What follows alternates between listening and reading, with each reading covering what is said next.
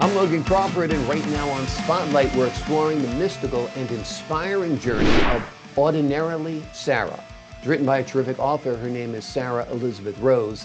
In this unique story, Sarah, an everyday housewife, mother, and teacher, is thrust into a dark, magical world filled with dragons, soul-grabbing owls, and mysterious gardens after her daughter suddenly cuts ties. She faces this allegorical landscape, and Sarah's journey becomes a battle for faith, love, and peace. We're delighted to have this very talented author join us here today on Spotlight, and we ask viewers like you to support authors like her by subscribing to our channel and by purchasing her wonderful book. The links are below this interview. Sarah, great to see you here today on Spotlight. Thank you so much. I'm really glad to see you too, and to be able to talk about the book a little bit. So I thank you very much. Well, you did a great job on this book. It's such a unique, imaginative story. Tell us a little bit about your inspiration for it. Well, my inspiration is that I lived the story from beginning to end. I lived. My husband and I, who's sitting over here by me holding the mic or the phone. Anyway, I lived the story, and the story is true. The visions I have had were visions I really had. The nightmares I had were nightmares I really had. So it's mystical in some ways, but yet the whole story is true. And because of that, I have to protect my identity by using a pen name. I'm afraid if the person that ran this group that imprisoned my daughter, if she knew what I was doing, she might come after me, or my daughter or her kids. So I'm trying to keep my identity, my true identity out of this, but that's hard when I'm on TV. So Right. I Well, don't know how she watches TV, but well, anyway. we're glad you're sharing your story. It's an amazing story. Part of it is the hidden garden. Tell us a little bit about that aspect of the book. Okay. The hidden garden I discovered sometime after we began the journey. And I was literally falling apart. My daughter wouldn't speak to me. I couldn't go to her house. I couldn't do anything. My daughter had totally cut us off, my husband and I, the whole family. And she and her husband had a little baby, and he was about 2 at the time they cut us off. So I was frantic and I was falling apart. I was looking for hope. I was looking for God. I was looking for a way out of the darkness. So I imagined at one point, was kind of like a vision. I imagined that I was a little brown sparrow, and this little brown sparrow could fly away from the darkness and the pain and everything. So this little brown sparrow, I felt inside actually that I was no bigger than that tiny little sparrow, that I was very timid at that point, but it flew. And there's a part in the book that talks about how it flew and flew and flew. It spread its wings and it flew, trying to get away from the darkness. And as it flew, and it looked over all of the landscape, which was just ashes. That's how I felt, that I was in ashes. Everything was in ashes, except all of a sudden I found a garden right in the middle of the ashes. The garden was green. There were flowers and trees, and it was a beautiful place. And I wondered to myself, as this little sparrow, I wondered if I could go down and land in this garden. And I felt I could, and I went down, and that was a peaceful place for me. I could fly there if I wanted to get away from the darkness, I didn't see any other way out. So I would fly to this garden, which was right in the center of all of these ashes, and I could sit and I could find God there and I could find peace there. That's what that little sparrow's all about. Amazing, amazing. Another aspect of the book that's so intriguing, of course, are the soul-grabbing owls. Tell Oh, us about them. yeah.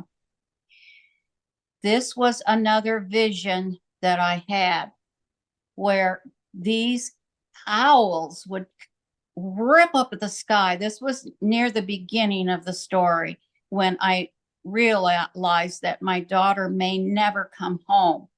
And I was so distraught. And I imagined that these owls with very sharp talons would just rip the sky. They were ripping the whole world apart, but in particular the sky, fly down, and that these owls would grab my daughter's souls, my daughter and her family's souls. And the owl was trying to steal my soul too. But even though I felt at the moment I didn't know where God was, I believe that God stopped the owl from ripping out my soul or my husband's soul.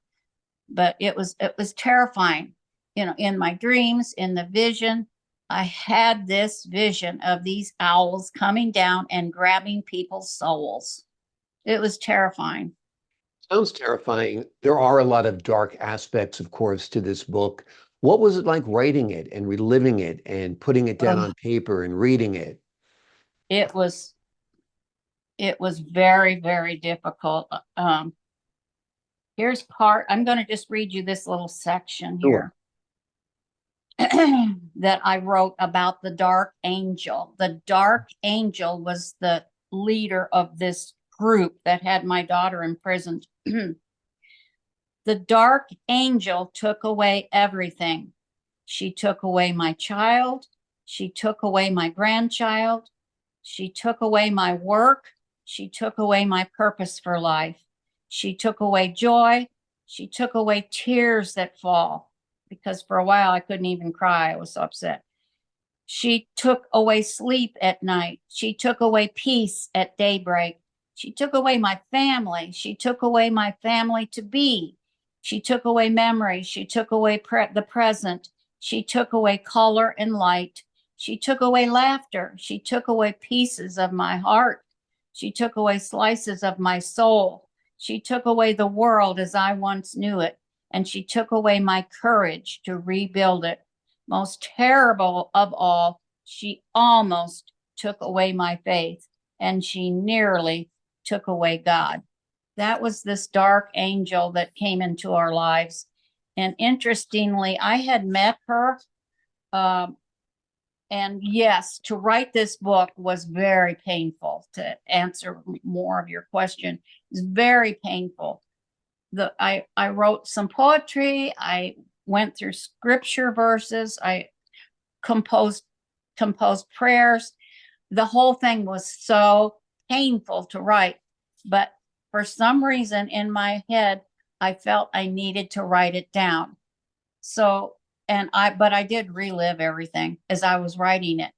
This is to add to that, I had kept a journal almost from the very beginning, over 20 years, and I didn't know why I was keeping that journal, but I kept a very clear and very well written journal with a lot of facts in it, all the facts that I could dig up with different people that helped me dig them up, like former members of this group and police people and a detective and a pastor that helped us. And there's just lots of people that helped us a little.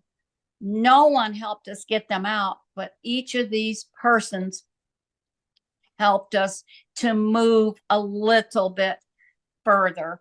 And I had given up hope at one point, and at one point I just gave up on God totally at one point, and then I just gave it to God. I gave the whole thing to God, And then things started getting a little bit better. But one of the things that I did was I prayed this little prayer that I had prayed with my kids from early on. Now I lay me down to sleep. I pray the Lord my soul to keep. If I should die before I wake, I pray the Lord my soul to take. Only when I prayed that prayer, I changed it to now I lay them down to sleep. I pray thee, Lord, for them to keep.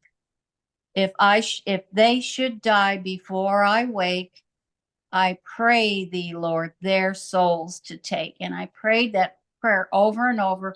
And that's what helped me get through, because I knew that I would see them for eternity once we all went to heaven. And that's what I want to give to the readers. Hope. There is hope.